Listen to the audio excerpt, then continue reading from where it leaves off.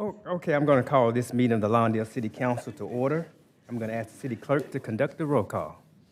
Okay, good evening. Mayor Pro Tem Cuevas, Present. Councilmember Suarez, Present. Councilmember Talavera, Here. Councilmember Kearney, Here. Mayor Poland Miles. Here. All members are present. Thank you, Madam City Clerk. Next, we're going to have our flag salute, followed by a word of inspiration by Pastor George Magalini. Please stand. Remove all hats, please. Ready? Repeat after me. I pledge allegiance to the flag of the United States of America and to the republic for which it stands, one nation, under God, indivisible, with liberty and justice for all. Please remain standing.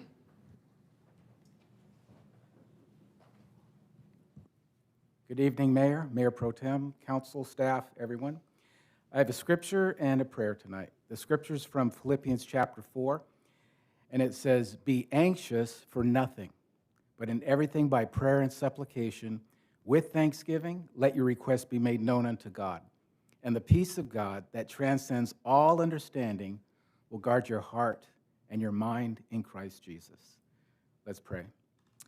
Father God, we do acknowledge you and thank you for that peace. I thank you for that peace that is with you, within ourselves, and with our fellow man. I pray that that peace would rule and reign in every family, every individual in the city of Lawndale. We thank you for your grace and mercy and protection upon this community. And Lord, we especially thank you for our first responders. We thank you for our sheriff's department, fire department, medical staff. I ask that you would protect them and help them as they protect and help us. We thank you for your peace that's here within these chambers and in every heart as decisions are made to honor you, glorify you, and benefit the people of Lawndale. I personally pray this in Jesus' name. Amen. Thank you, Pastor.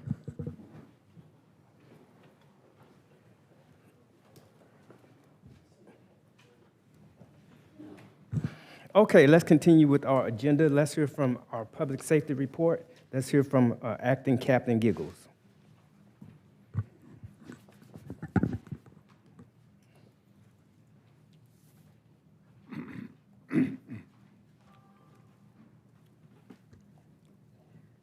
Good evening, Mr. Mayor and esteemed members of the City Council and members of the community. My name is Tanya Giggles, and I'm the acting captain of South Los Angeles Station, and I'll be presenting the public safety report for March 16, 2026 through April 6, 2026. I will begin with discussing our notable arrests and investigations. On December 20th, 2025, at approximately midnight, deputies responded to a family disturbance on the 4200 block of 165th Street. Upon arrival, deputies contacted a 78-year-old female victim who reported being assaulted by her 25-year-old grandson who resides at the location. The suspect had fled prior to the deputies' arrival. An investigation was conducted, and a report was completed. Following the investigation, a warrant was issued for the suspect's arrest. On March 24, 2026, while on patrol in Lawndale, a deputy observed the suspect driving near the 165th Street and Hawthorne Boulevard. A traffic stop was conducted, and the suspect was taken into custody without incident. He was a Lawndale resident. As far as our drug arrests, during the reporting period, Lawndale deputies made 10 misdemeanor narcotic arrests for possession of various types of narcotics and possession of drug paraphernalia. Traffic incidents. Regarding our traffic-related incidents, Traffic Enforcement Deputy Gomez issued 32 citations during the reporting period for various vehicle code violations. And we're going to go into the outburst cameras. During the 2025 in Lawndale, the outburst cameras activated on 10 stolen vehicles in which Lawndale deputies were able to locate and recover. These incidents resulted in multiple arrests and prosecution. The outburst cameras also aided in locating 2 burglary suspects as well as an armed dangerous suspect. As far as community engagement, I would like to invite everyone to the next Neighborhood Watch meeting, Wednesday, April 15th, starting at 6 p.m., located at the Harold Hoffman Community Center. Come out and enjoy some time with the local deputies. And this concludes my report, and I would be happy to answer any questions. Okay, thank you, Captain. Thank you for that report. Are there any questions of the captain's report? Thank you. Thank you. All right, let's hear from the Los Angeles County Fire Department. Let's hear from Assistant Fire Chief Brian King.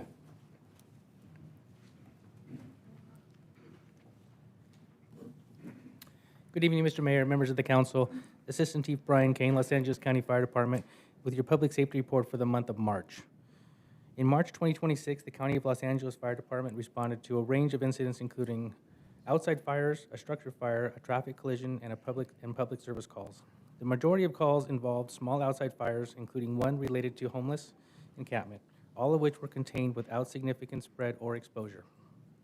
Crews also addressed a structure fire in a multifamily residence caused by a microwave malfunction, which was handled without major incident. A reported traffic collision involving a trapped person was resolved with no entrapment found upon arrival. Additionally, firefighters assisted with a public service incident involving a damaged fire hydrant, coordinating with the water utility company to mitigate the issue. Overall incidents during the month were managed effectively with no major injuries or large-scale damage reported. We responded to a total of 238 total responses. We saw 176 patients regarding EMS emergencies, and 83 of those patients were transported to local area hospitals. And we utilized our APRU unit for a total of 7 patients within the city of Lawndale for the month of March. That is the end of my report. If you have any further questions, I'm happy to answer those. Okay, are there any questions of the Assistant Fire Chief report? Thank you, sir. Thank you very much. Okay, we had a presentation on our agenda for the Los Angeles County Sheriff's Department's Deputy Emmanuel Ibarra, but we'll table that one for another meeting. Okay, let's have oral communications. Oral communications is when you have the opportunity to speak to this body on items that are not on the agenda. If you would like to speak to this body on items that are not on the agenda, you may do so at this time. We just simply ask that you line up by the flag. When it becomes your turn, if you would come to the podium, if you would start with your name first, we would appreciate that. At about 2.5 minutes, the amber lights will come on either screen. That'll give you the signal to start wrapping things up. How's that, Madam City Attorney? Is that good? Okay, good. Let's have our first speaker.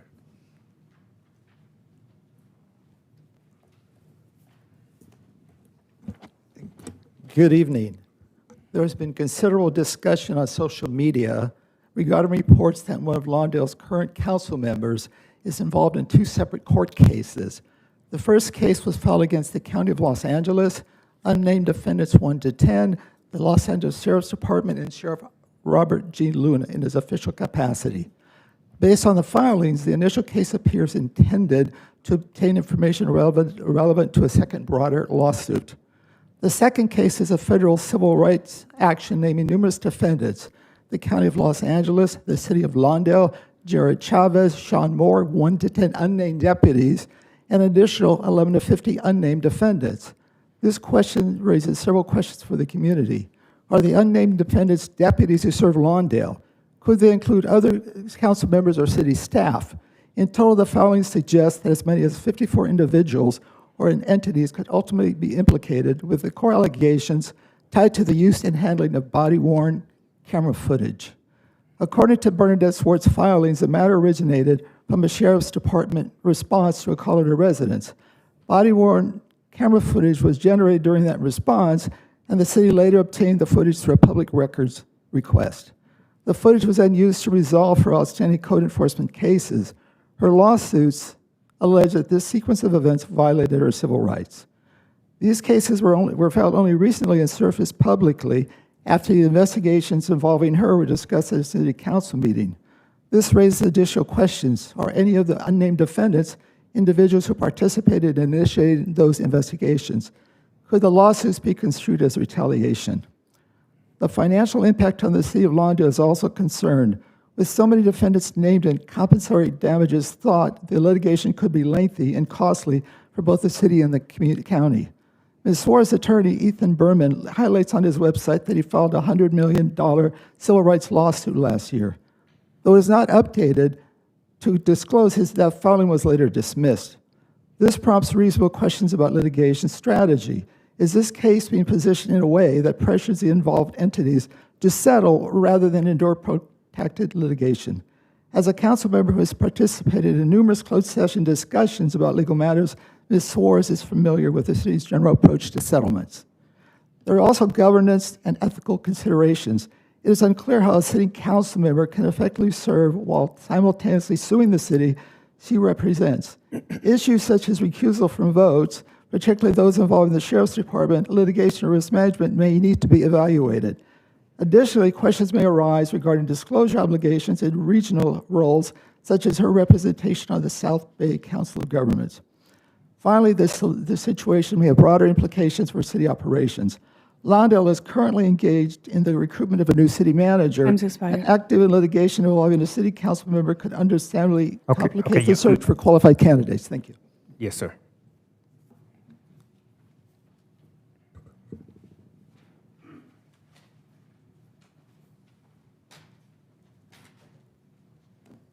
Hi there, my name is Andrew Blackney. I'm a resident of Lawndale. I'd like to first off commend the city and the work that it's doing to make its infrastructure more cycle and pedestrian friendly. On that note, I'd like to ask if the city can do anything about implementing leading pedestrian indicators on its crosswalks. This greatly helps people to get a little bit of extra time to get across the street, especially when cars are trying to make right turns and will typically cut people off as soon as the light turns green. So just giving the person a little bit of time to get ahead of that car that's potentially going to run them over right when the light turns for them to walk. We all know that, I'm sure we've all had an incident where someone has cut out in front of you when you're trying to walk across the street, and they'd be like, I just didn't see that it was walk, I saw it as green, because they're not looking like that. They're not looking for crosswalks. So just giving people a little bit more time, I think, would be greatly helpful, and I know that the city has a lot of busy intersections that it could implement this in that would greatly help people and make them feel that those intersections are friendly to them and not just that they should only be getting around by a car. So thank you. Thank you. Anyone else wishing to speak to this body? Seeing none, let's close the public comments and let's bring up the diocese for any comments from the council. Let's hear from. Thank you, Mayor. I can't comment on the first one because that's one of the closed sessions. But the second one, Andrew, I will let Lucho know about the crosswalks. Maybe you can get together with Lucho, find out about the crosswalks. And with that, I'll pass it on. All right, let's hear from Councilmember Televier. Okay, thank you for all for showing up today and being here with us. And I'll pass on the number one also, and then just start with Andrews and just thank you for his persistence and the things that we're trying to do. What I've learned in this year and a half has been that running the city or trying to guide the city is like working on or driving or an aircraft carrier. It's not a little Honda where we can make a complete U-turn on a single-sided street, so it just takes time. And but thank you for your persistence. Thank you for bringing us your concerns. You know, I know many of us want immediate satisfaction, but unfortunately, it doesn't work that way. So, and I see sometimes our hands are tied after we go from the different levels of government down to our city here. It's like, well, this is the only thing we can do. But I just want to assure the citizens, the residents of Lawndale, that we're going to try to do what we can for you. You know, and hear your concerns and do what's best for the city as a whole. And so I just want to continue to applaud you all for being out here, coming to the meetings and allowing us to hear your voice. So thank you. Okay, thank you. Let's hear from Councilwoman Bernadette Suarez. Yes, I'd like to thank everybody that came out tonight. Thank you for showing up and voicing your concerns. I am not at this time ready to make a statement, but there will be more info coming. And also to thank you, Andrew, for your suggestions. We'll have staff take a look at that. And I just want to, again, thank everybody for coming out. Thank you. Thank you. Madam Pro Tem Cuevas. Thank you, everybody, for coming out and speaking. Also, those who are watching us and sitting in the audience, and those that sent in your email comments. We did receive 2 email comments, so we will, or at least I will be reading them after the meeting. Thank you. I, too, want to thank everyone for coming out tonight. Thank those who provided comments. And Andrew, your issue will be addressed. Thank you for bringing that up. We appreciate that. That's all I have. Let's move our agenda. Okay. Consent calendar. Items 4 through 11. What is the pleasure of this body concerning such? I'll motion to approve. Motion's been made by Cuevas, second by Kearney. Any discussion on the motion? Will the council please vote?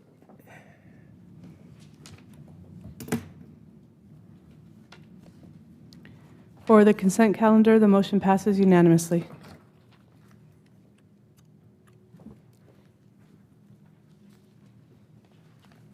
Okay, thank you. Let's hear from,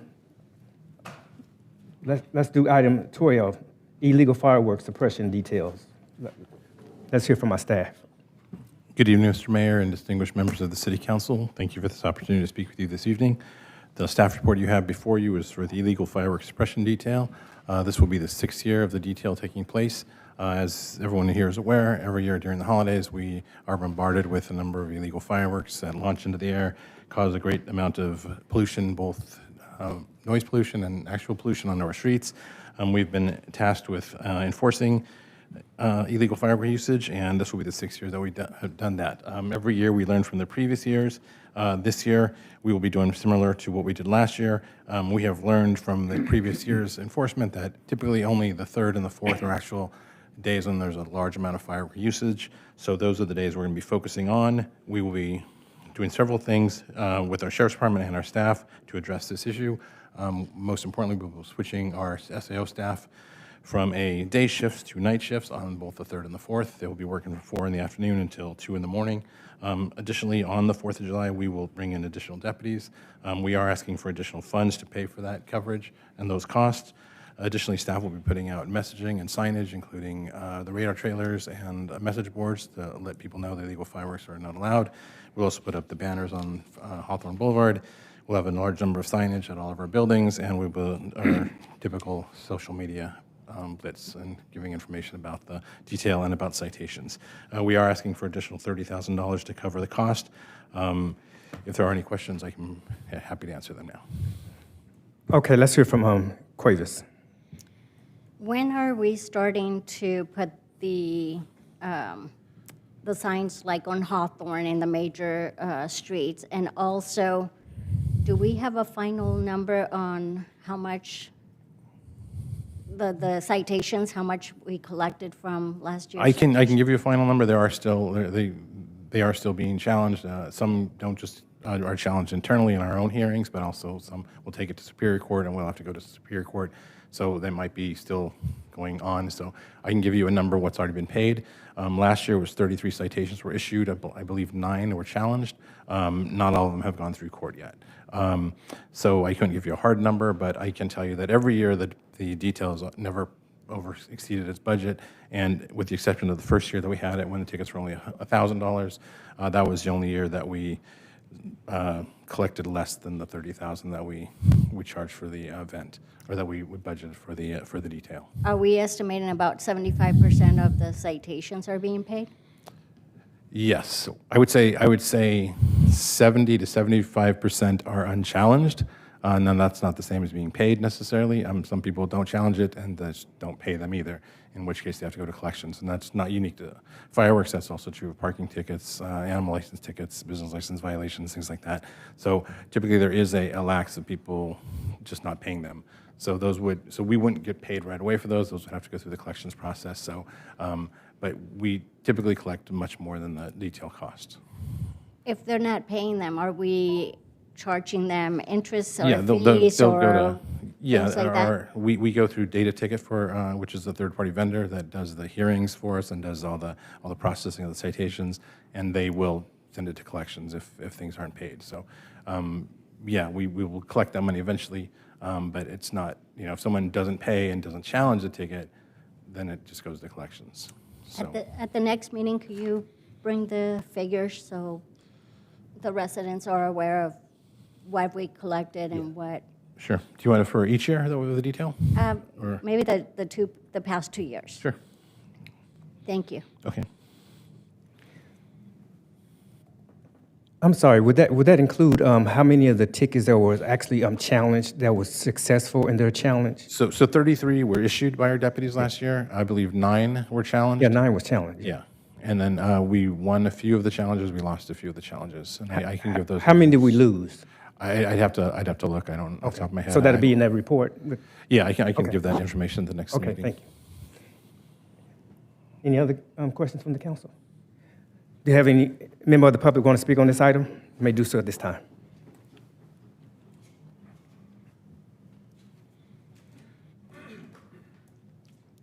The illegal fireworks suppression plan presented tonight appears nearly identical to last year's plan. Unfortunately, last year's approach did little to reduce the annual July 4th bombardment that residents continue to endure.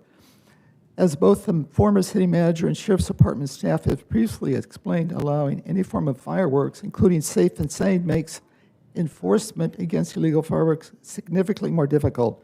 When illegal fireworks are permitted, violators can easily hide under cover. If all fireworks are prohibited, enforcement becomes far more straightforward. This leads to an important question. What is the status of fireworks stands for this year? The municipal code is explicit. At the second regular city council meeting in February, the council shall receive all qualified applicants from the finance department and determine which organizations will be authorized to operate fireworks stands. This year, the city council voted not to hold a second February meeting, and to date, no approvals for fireworks booths have been issued by this body. On February 25th, I emailed the finance director noting that documents obtained through the Public Records Act request show that one of the applicants submitted an incomplete fireworks application. I was told the information would be reviewed, but unfortunately to this date, that has not occurred.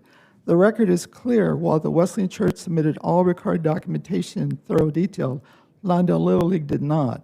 Several mandatory elements under the municipal code were missing. Instead of providing the required local organizational documents, the Little League submitted a certificate of charter from Little League Baseball Incorporated, an international organization based in Pennsylvania and not a Lawndale-based community organization as required. Under the municipal code, ineligible or incomplete applications are not entitled to receive a booth license. Another outstanding issue is whether the City Council has been provided the results of last year's fireworks stand audits. Without transparency, it is possible to know whether revenues were used appropriately.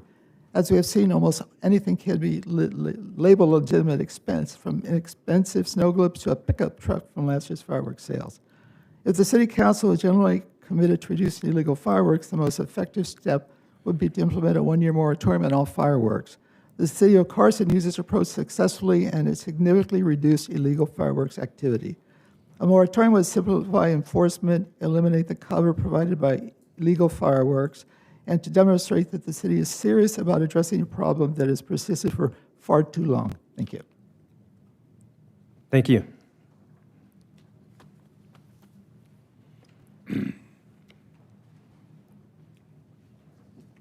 Hello, Annette Owens. Hello, City Council and Mayor. I'm hoping for the day when our city does not sell fireworks, and especially as someone who lives by the railroad tracks, I speak for a lot of people on the row.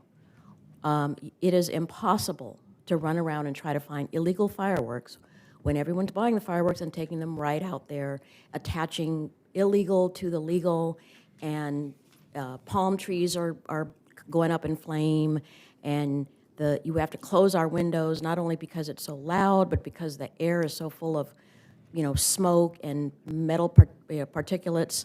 It's really bad.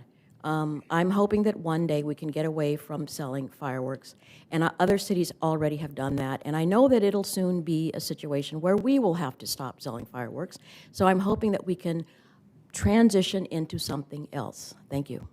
Thank you. Anyone else wishing to speak on this item?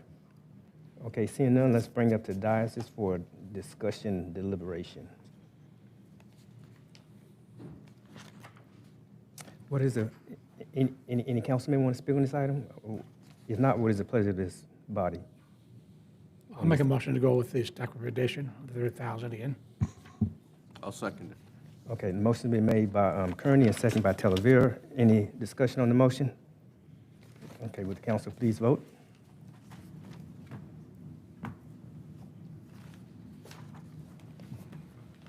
For item number 12, the motion passes unanimously. Okay, number 13 is the award for a design traffic comment on 147th Street. Mr. Mayor, I need to excuse myself. Yes, ma'am. Thank you.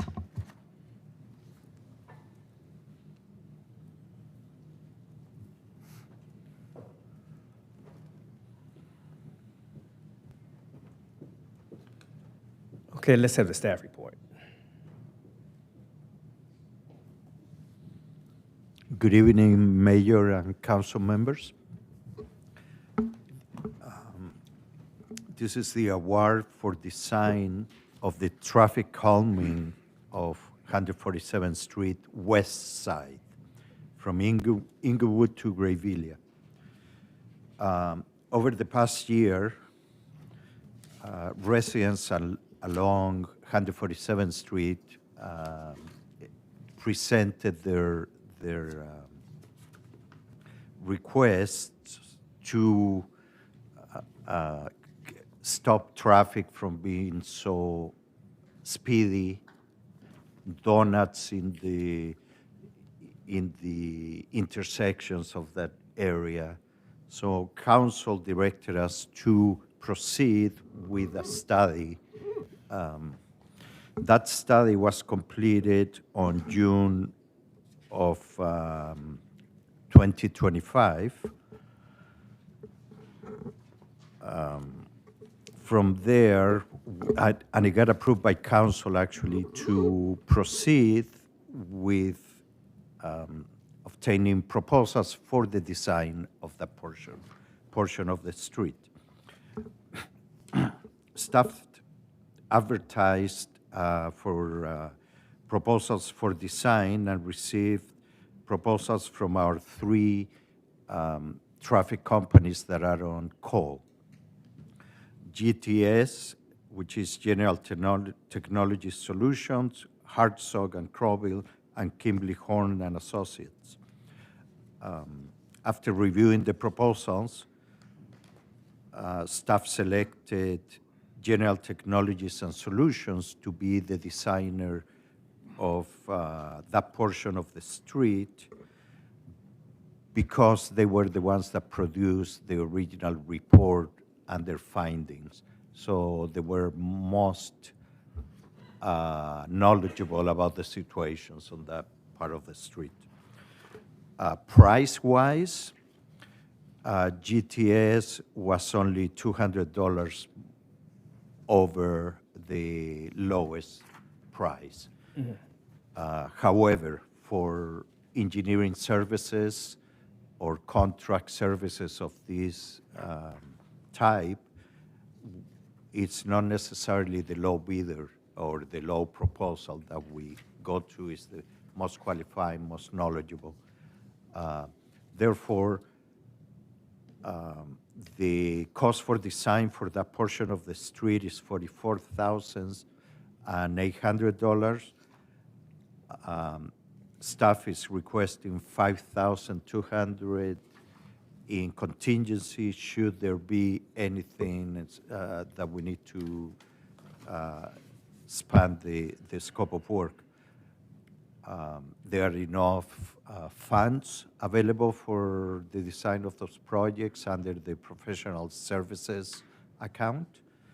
And therefore, the recommendation is that City Council award the design to General Technologies and Solutions in the amount of $50,000 for the design of traffic calming 147th Street from Inglewood to Grayville.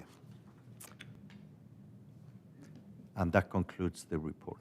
Okay, thank you for that report. Any questions of the report? Let's hear from Suarez.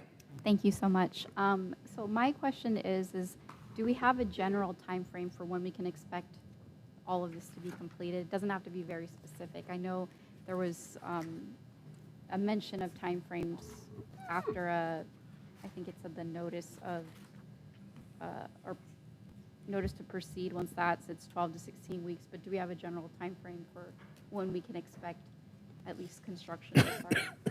Construction. Yes, you're right, and I'm sorry I didn't bring it up, that we're looking at 3 months for design, 12 to 16 weeks, three months, and that includes some time where the designer is going to do a town meeting, so we get input from the residents of that part of the street. It will be open for anybody in the city, of course, After that, we need to advertise, and of course, we are coming back to council to show you the design, the input, and everything else.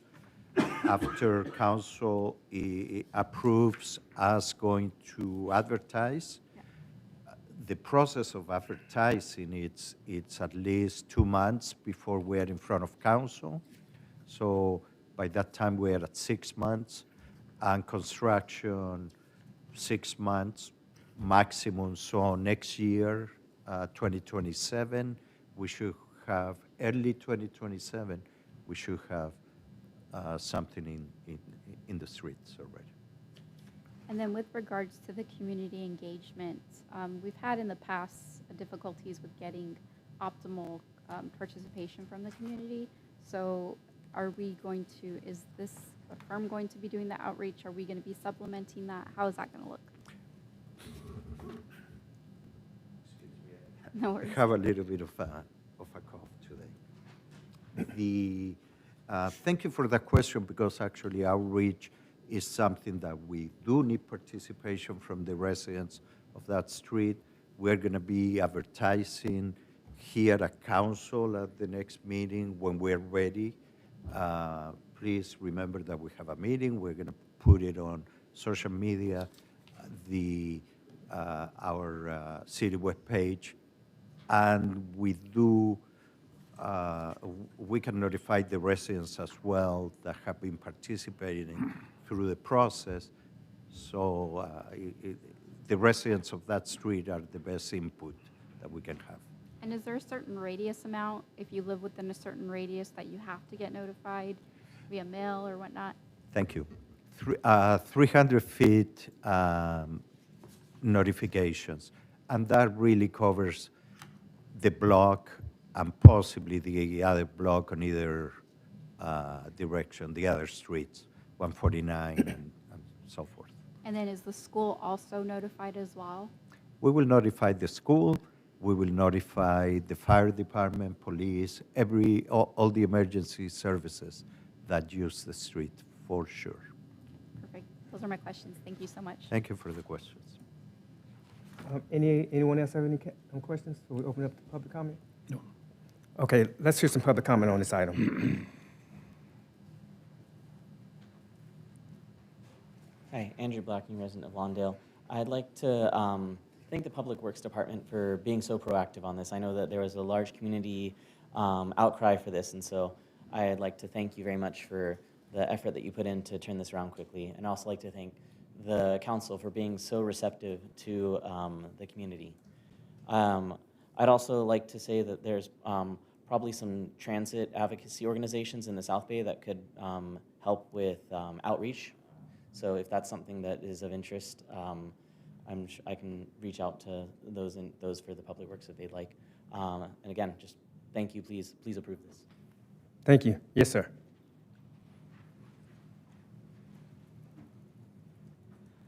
Hello, my name is Ryan, Lawndale resident and cyclist, and I actually rode here tonight on 147th Street, the west side. And my comment's pretty similar. Just thank you for voting to approve this and improving the street for all road users. So that's it. Thank you. Okay, any more discussion on this item? If not, what is the pleasure of this body concerning such? I'll make a motion to go with staff recommendation. And I'll second it. Motion been made by Kearney, seconded by Suarez, that we go with the staff recommendation. Are there any debates on this item or discussion on the motion? Seeing none, would the council please vote?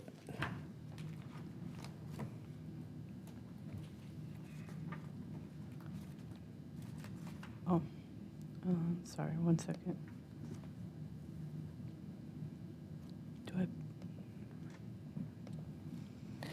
For item number 13, the motion passes unanimously with Councilmember Mayor Pro Tem Cuevas recusing herself. Thank you.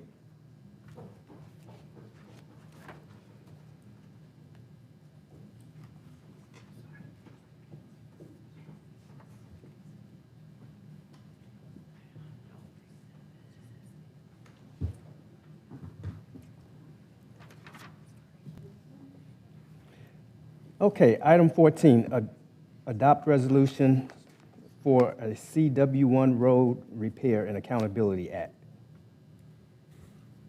Let's have Thank you. staff report.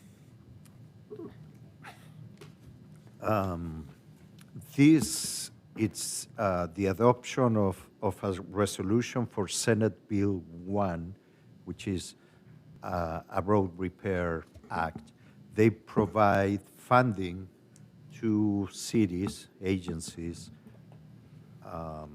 annually from gas tax.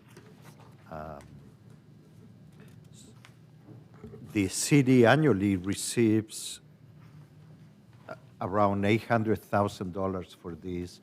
However, it varies, is what the state tell us we're going to receive, but sometimes, depending on the money available, we do get a lower number. This money gets used in conjunction with other funds, and we pave quite a bit of streets at the same time. The streets that were proposed to the state for this particular year were a portion of Firmona from Rosecrans to 147th Street, 153rd Street, couple blocks there, and 165th Street. It doesn't mean that this is all we're paving that particular year. This is where the funds will be used in a bigger paving project. So the recommendation tonight is to City Council to adopt the resolution approving the project list for SB1 for this year. Okay. And that concludes the report. Okay, any question of the report? Hi there. Yes, ma'am. Cuevas. Madam City Attorney, do I have to excuse myself because it's also affecting within Here's the my, 500-foot radius. Yes, if you don't mind, we'll just have her recuse. There's no need to leave the dais, but just recuse yourself from the actual motion itself. thank you. Thank you. I'm sorry, I didn't understand that. I live near Pomona, where the work is going to be done. So I have to. But we all live near a street where work's going to be done. And we've always voted on it, though, and didn't have to recuse ourselves. I was informed that I should, whenever our work is done near or by our houses. Okay, okay. You're not by there, right? That's fair. Yes, and then just for the record, usually whenever something like this is brought to the city attorney's but- attention at the moment that we are voting on an item, the best way to go about it is just to have yourself recuse. And then if we do have any other questions from other council members, we're happy to push this item for another meeting, maybe a continuance if you did have further questions. But if everybody else, doesn't have an issue, we can go ahead and move forward. Okay. What's the pleasure of this body concerning this item? I'll make a motion to go to staff recommendation, which is, let me read it. Attached resolution number CC-2604-008, approving the project list of streets for the SB1 as attached herein. Exhibit A, project description and location. And I'll second. Okay, so Pat Kearney made the motion, Televier seconded. Any discussion on the motion? Will the council please vote?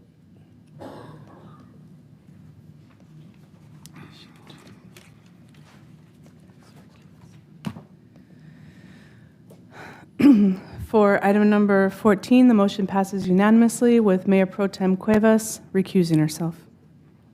Thank you, Madam City Clerk. Next item on the agenda is award for design of traffic calming for 147th Street East of Hawthorne Boulevard to Prairie.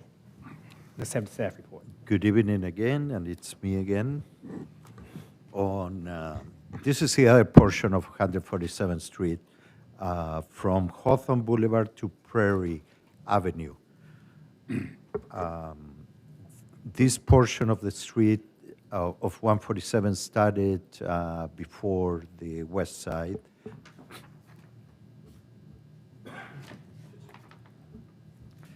And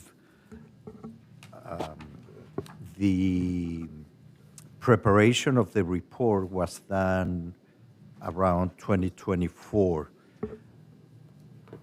It did not include, in this case, it did not include runabouts or crosswalks, because this is a 2-lane in each direction street, different than on the previous item I talked about.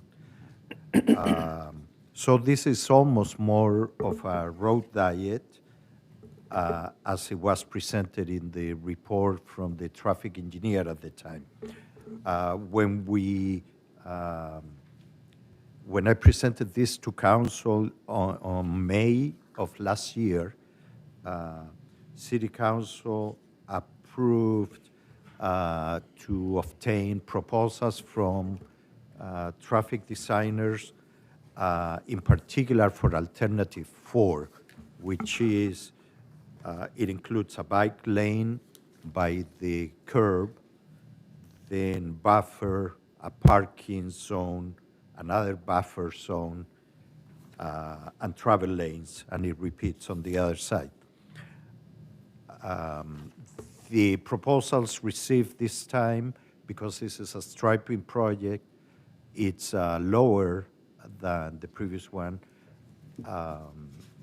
Staff is proposing to go with a different company here, Hartzog and Crowville, in the amount of, the proposal was $16,000, but I'm asking again for some contingency in the event that extra funds are needed, for a total of $24,000. I'm sorry, $22,000, bad math. And so my recommendation is for City Council to award the design to Hartzog and Crowville in the amount of $22,000. This project will also have, we will reach out to residents, same process as the previous description. We're going to advertise it everywhere. And we will approach council after the design before it's completed, so you have an idea of the direction we're taking. And at that time, if we complete the project, you can authorize us to go and advertise for construction. The timeline for construction of this will be quicker, possibly because there's less construction, there's more. The design will be quicker for sure, and construction will be quicker. So maybe by the end of 2025, we'll be awarding a construction contract. 2026. Yeah. Thank you. That concludes the report. Thank you for the report. Any questions? That's here from Pat Kearney. I see, Lucho, you went with 2 different companies. And I had a question, I talked to the deputy city manager today about this. Why didn't we go with the same company on both sides? It'd be like buying a shirt, okay? You get the left sleeve the right way and the right sleeve the wrong way. Why can't we keep it uniform on both sides of the street? I like the analogy, first of all. It will be a cool shirt, possibly, maybe not. So deputy city manager said you'd wear it. So, to answer your question, the Public Works has a pool of 3 designers for traffic engineering. I came to council at 2 different times to authorize the design or the proposals. And that has a little bit to do with the decision. As I said, it's not cost mandated. It's not the lowest cost that gets the job in this case. Hartsog and Crowville, in this case, they were the lowest fee. Yeah. However, we also wanted to give the opportunity to different designers because the projects are different. It's not the same thing on both sides of the street, on both ends, I should say. And it was an opportunity. This allows, in general, because you may see this in the future with other type of work, where it gives the city the opportunity to work with different companies, try them out, see who is responsive, who is the best, time frame and everything. That was what came into the decision for this. I like that. Any? Oh. Talavera. Yeah, I have a question, and I think you've mentioned that this will probably come later, but I just wanted to clarify. The buffer that is there, the 2-foot buffer, is that just empty space, or is that going to be actual, like a guardrail or a cement block, or what? I mean, I know it hasn't been decided yet, but I just wanted to see if we maybe had It is a good question. We don't have the design yet. However, I remember when I presented the report at the time, a year ago or so, the putting a barrier there, like a raised 6-inch curb or something, does not allow for strip sweeping next to the curb, so it will be a problem for sure. I guarantee you that trash will accumulate. And that's for the bike lane next to the curb. The other one, there's another buffer zone which will also be striped because cars need to move into the parking lane. Therefore, both will be striped at this time. If our designer comes up with a great idea, we will present it to you for decision making. But I don't see it raised at this time. And by the way, that's why the bike lane was moved next to the curb. So are you saying that these won't be protected bike lanes? It will be only protected by being away from the moving traffic. I mean, but a car, if they're not paying attention, can go into the bike lane, right? Or if they desire to. They could. Yeah. They could. Okay. But logistically cannot be raised due to strip sweeping. If that is not a big issue, there could be a separation. I got and you. we can discuss it for sure. Okay, let's hear from Cuevas. How are we advertising? Let's say I'm driving and then I'm gonna park, but then I take over the bike lane too. Bike lane? So I thought when we said buffer, we were going to have some type of cones or something to keep me from taking half of the bike lane. Yeah. That is why there's the design period and process. There's different, there could be those markers, the low ones, reflective. Certainly there will be signage at the beginning of the street saying, hey, this is how the street is. There's a bike lane, parking, and the drive aisles. I will for sure pass on all this information to our designers, so we bring the best, maybe even as an option for council to decide. Remember that when we meet with the residents, those will be things to mark, and then we will I will be back here giving you the different solutions that came up from the meetings.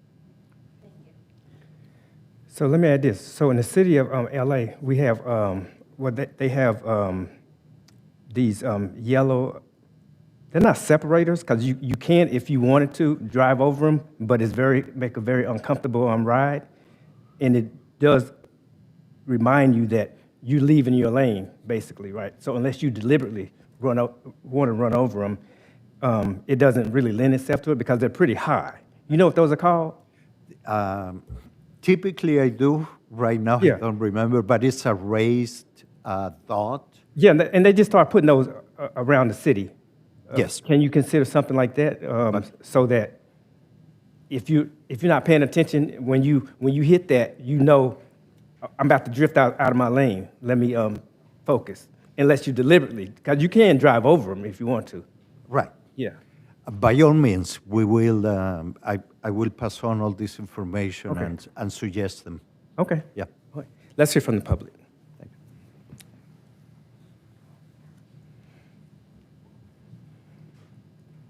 I swear I'm not here just to heap praise. Explicitly on Lucho, very good job, especially speaking all this. I appreciate it. So I just want to, again, thank you guys for moving forward with this. I hope you'll approve this and let us talk to the design, talk to the construction companies that are going to be designing this. I know that all the comments that you guys made about the protected areas for the bike lanes and what they can do, I definitely will be raising those up to them. So don't be worried about that. When that meeting happens, I'll make sure I'm there.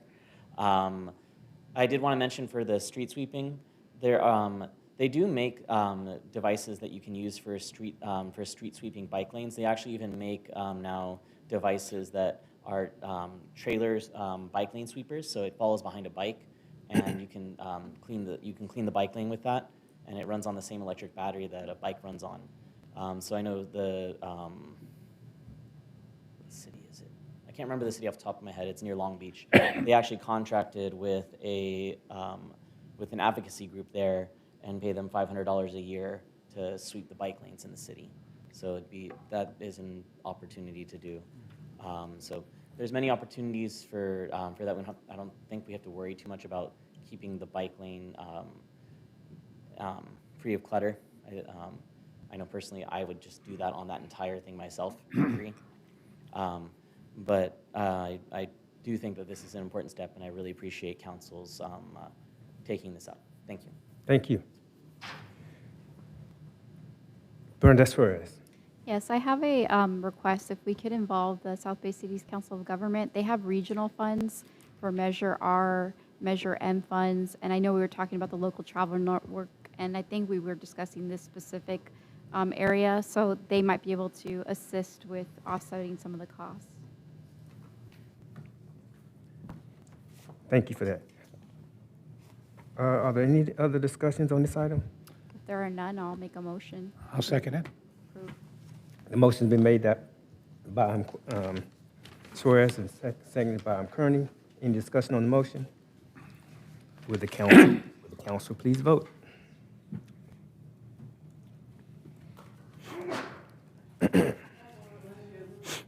For item number 15, the motion passes unanimously.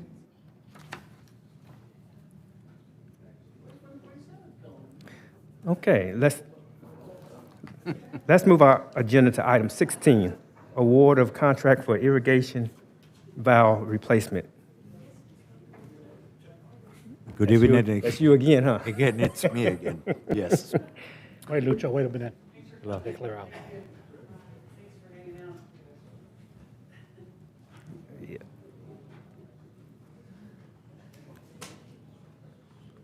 Go ahead. Okay. Hello again.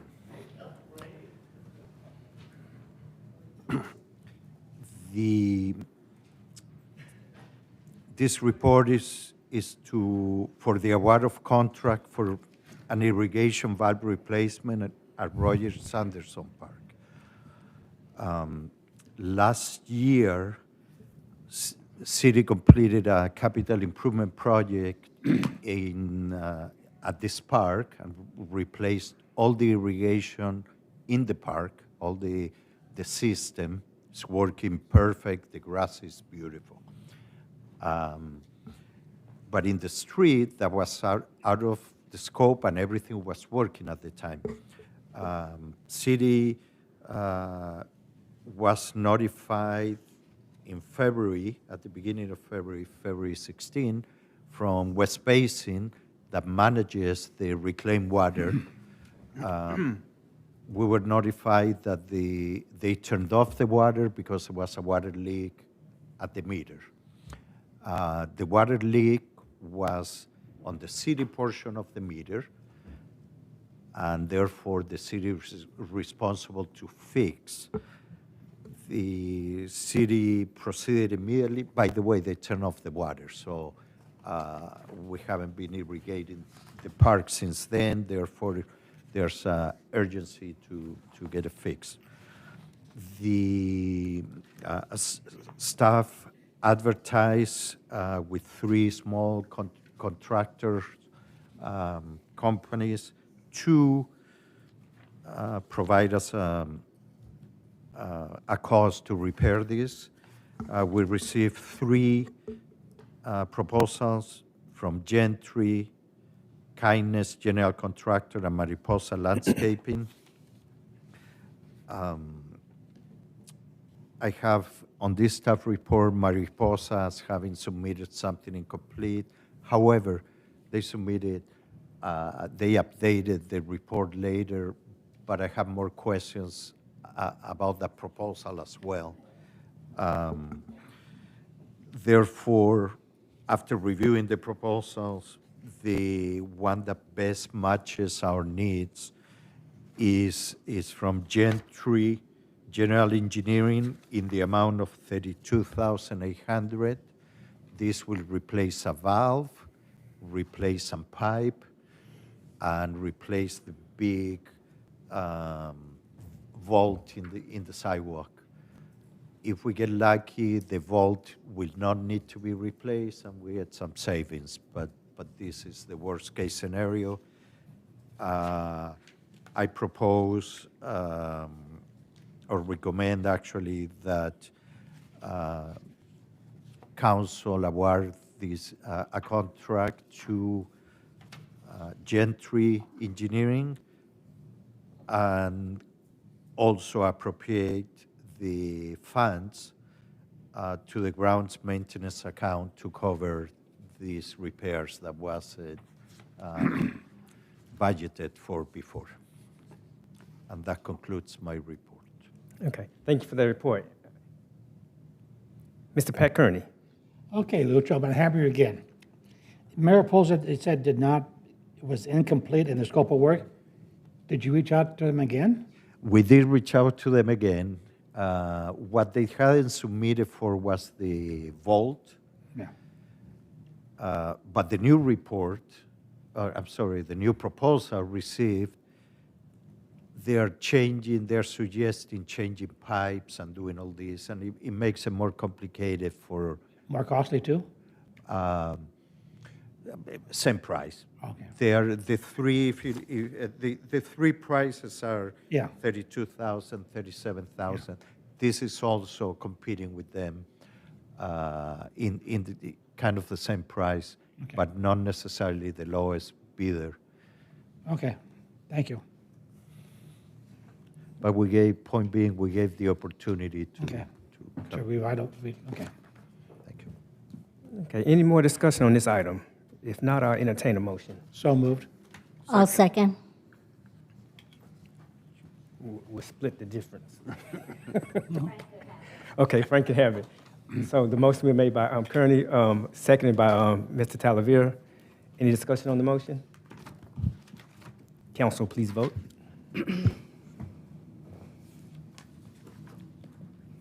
For item number 16, the motion passes unanimously.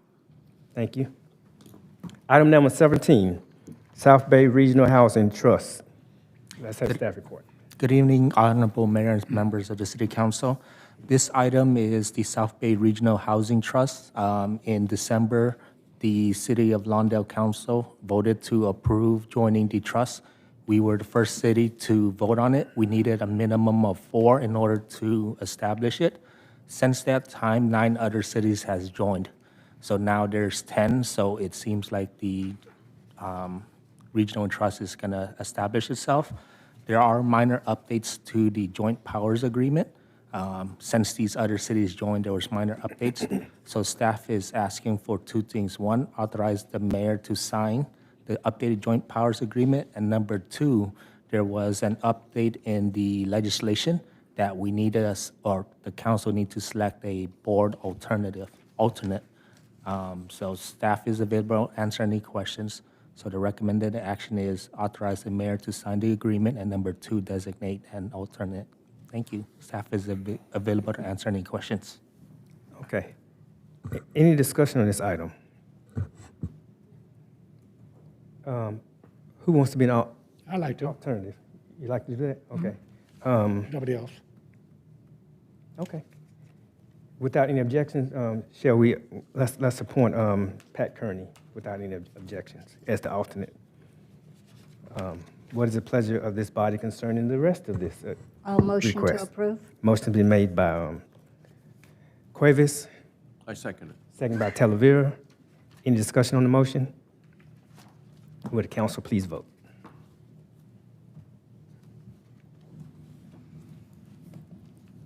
The motion passes unanimously for item number 17 with Councilmember Kearney designated as the alternate. Thank you. Item 18, update on the Arts and Public Places project from the Beautification Committee. Good evening, Mr. Mayor and distinguished members of the City Council. Thank you for this opportunity to speak with you this evening. The report you have before you is an update on Art and Public Places project from the Lawndale Beautification Committee, and this is the second phase of that project. As this council will recall, when the Sprouts supermarkets came into the city, part of their agreement was for a development impact fee of $15,000, which would be used to beautify the city. The council voted at that time to have the Beautification Committee use that $15,000 to put art in public places, specifically on electrical boxes. The first phase of that project was completed in May of 2025. There are currently several boxes in the city that have been decorated and designed by local artists. This is the second phase of that project. The Beautification Committee has chosen 7 artists or 7 projects with 5 different artists. There's an attachment to the staff report showing all that artwork. This is just looking for your approval to begin that project and begin putting them on in the second phase. I'm available to answer any questions if you have any. Okay, Madam Cuevas. My question is, there's one resident that turned in or received approval for 3 artworks. Was there any other, was there an alternative, or were these 5 or 6 people the only ones that turned in? There were others that were turned in. Some just weren't as good as these, I would say. I don't want to say they were bad. They just were not as good. But yeah, that was the reason for. I asked that question too. I know there is an artist that has three, and he did submit in the first round though, and it wasn't complete. So he would have had 1 in that first round and 2 in this time. So I would say that all of the artists though are local. They are Lawndale residents. So that was a factor in choosing this. But yeah, I am aware of that, and if there's a concern with that, we can possibly pull one of those off if it's a concern. Did we receive anything from our schools, like the high schools or middle schools? Well, the youngest artist in here, I believe, is 11 years old. Okay. So, and that's the artist number 3. So Okay. there are some students in here. Thank you. Thank you. Councilmember Talavera. Yeah, I just wanted to ask, what is the lifespan of the wrap? It's several years, so it should be about, I think, 4 to 6 years. 4 to 6? Yeah. Okay, and it do meets we have a some maintenance replacement after. policy for if they get damaged or vandalized? There is a warranty included with them, so or if they're damaged, but that would, if it's damaged, it's going to be cost to us because we're going to have to clean it. And if the wrap itself fails, then it's under warranty. Okay. And my last question is, as times change, art one day is nice and exciting, then a few years later it's old and people don't like that kind of art anymore. Correct. So how long do we have a time schedule or a time where we're going to change the art like every 5 years or every 10 years, or? We didn't discuss that. I mean, right now, we're still putting them up. We can discuss that if the council wishes to remove them after a certain time. As you stated, just over time, they are going to deteriorate, and they will start to fade, and they might become unattractive at that point, and we can start talking about removing them or replacing them. I will point out there's a mistake on here that we're not asking for $12,000 for this phase of the project. $12,000 is what's remaining in the budget. This would cost about $3,000. So we still will have about $8,500 to $9,000 to do the next project. The beautification committee has discussed other alternatives if the council is maybe tired of this project or if wanted to put money into something else. There's other art projects that we can consider. I can take that to the beautification committee if the council would like. But for right now, I just want to clarify it's only going to cost about $3,000 for these 7 ramps. Thank you. Councilwoman Suarez. No questions. I just wanted to thank those that submitted the artwork. It's very exciting to see our very own residents on there, and each of them bringing their own creative spin on it. And so I was very excited that this came back to our agenda. Thank you for that. I do like this artwork, particularly, well, I'm not going to say particularly because that means I'll be getting in trouble. You know what I mean? But I do like the artwork, though, so I appreciate that. And I appreciate the local artists, too, as well. With that being the case, is any more discussion on this item? I'll make a motion that we approve this item. And I'll second it. So motion's been made by Mayor Pullen Miles. I forgot my last name. I forgot my last name. And seconded by Bernadette Suarez. Any discussion on the motion? Would the council please vote?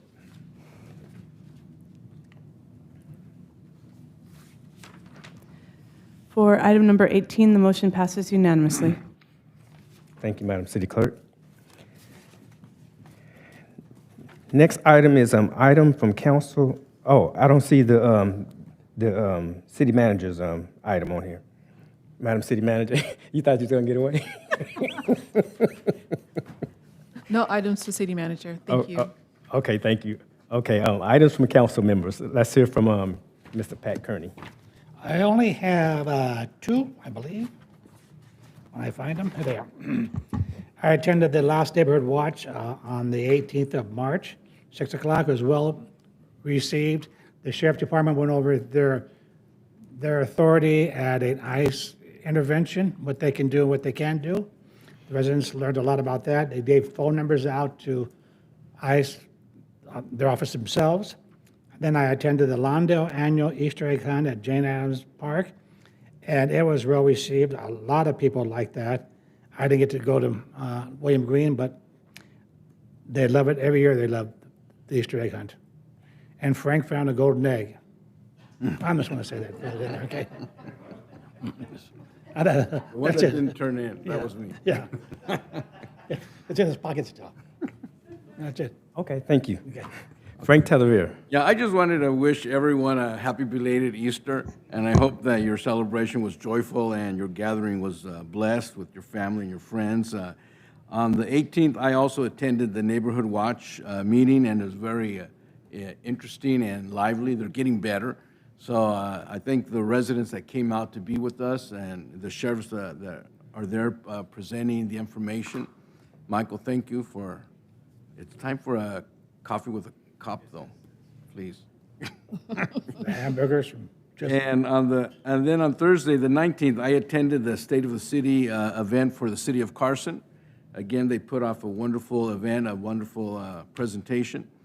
And then Friday, I attended the Santa Ana Valley Union High School Cultural and Community Fest that was held at Lusinger, and met there with the superintendent and Hugo Rojas, the president of the school board. And then on Monday, the 23rd, I participated in a Zoom meeting with ALADS, Rich Pippin and his designee. It was very interesting, and so I enjoyed that meeting. And they encouraged me to go on a ride-along. So, Lieutenant Osborne, maybe we can set that up, okay? And then on Wednesday, the 25th, I had lunch with the seniors, and I attended the Senior Citizens Advisory Meeting, but unfortunately, it was postponed due to lack of quorum, so, but I was there, so, and it was nice to see their working, the way they manage it, and Darian working there, so it was good. Then on Thursday, the 26th, I attended half-day the South Bay Council, South Bay City Council of Governments 26th General Assembly. And for the time that I was there, it was very enjoyable, very nice, talking about how the different cities from our community, the different cities around it are going to be capturing and investing in the events that are coming up, like World Soccer and also the Olympics. So that was a good presentation there. And then on Saturday, the 28th, I also attended the Easter extravaganza. I was able to go to both. So I did about 30, 45 minutes at each one, and then went home and took a nap. So, but I do want to ask if our acting city manager could begin to calendar dates that we can, that the ad hoc committee for the National Hispanic Heritage Munch Festival have our first meeting.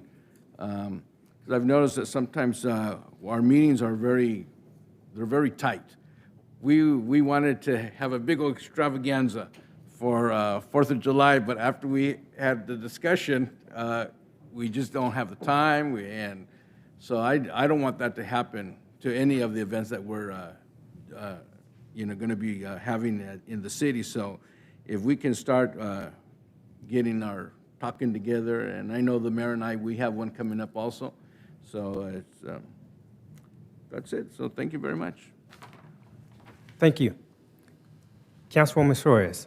Okay, I had as mentioned, the South Bay Cities Council of Government General Assembly. It was well attended. I also attended the COGS legislative update last week. Got some information from our local legislators. I also attended the Easter egg extravaganza, but at Jane Addams for partial time. And one thing that I would like to ask that we look at is there was a family member that came with one kid that was too young, and two of the kids were older. And so I think we may want to look at we can still keep 2 events, but having them inclusive of all the age ranges for both parks.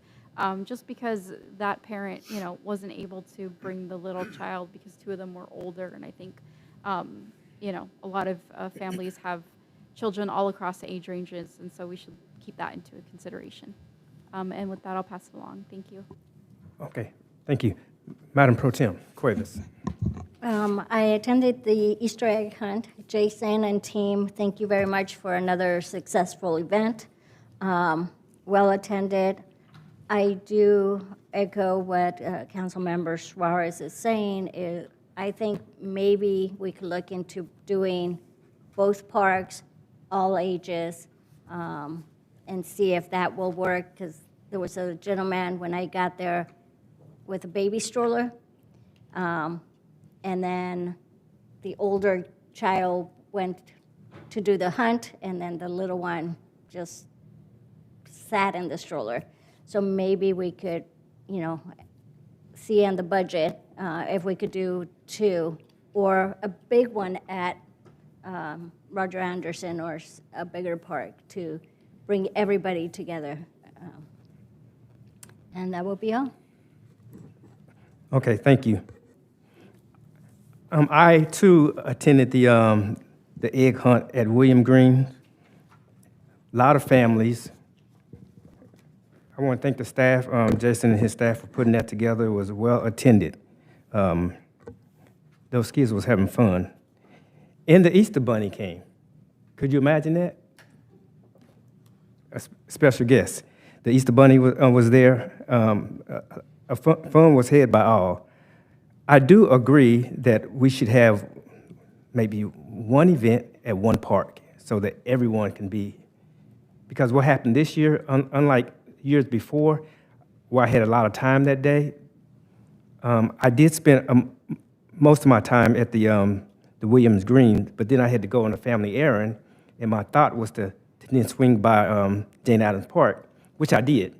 But by the time I got there, they was kind of wrapping things up, right? But that's on my schedule though. But if we had one at one event, right, where the whole community can get together, I think that would work for everyone. And I also had lunch with the seniors. I don't have the date that I had lunch with the seniors, but it was last week that I had lunch with the seniors. Such a rambunctious group. Yeah. But I love the seniors. And that's all I have. So with that being the case, we have 2 closed sessions. I'm going to ask the city attorney to give us the provision for which we will go under. Thank you, Mr. Mayor. We do have 2 items for closed session. Both are conference with legal counsel for existing litigation. The cases are City of Lawndale v. LA Investment LLC and Suarez v. County of Los Angeles et al. Thank you. Can I ask one, just because it was asked, just to make it clear that I will be not participating in the second one? Yes, correct. So I will be reporting out and reporting at the time that Councilmember Suarez leaves and will not be participating in item 21. Okay, so we're going to take item 20 first, okay.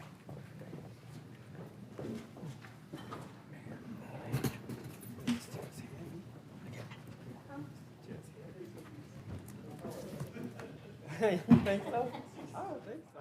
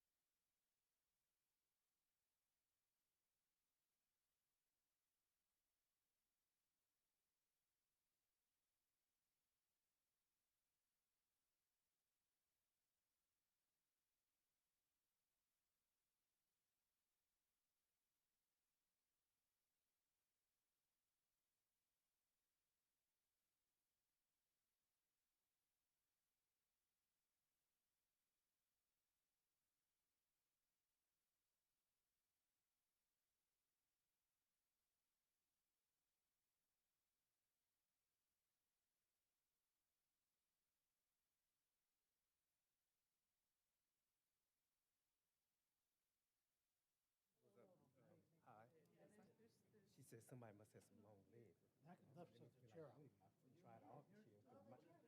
one lifts the chair up. His up high. And so is yours. So I think it's this one. I have a foot. I mean, it's okay because I have a foot back.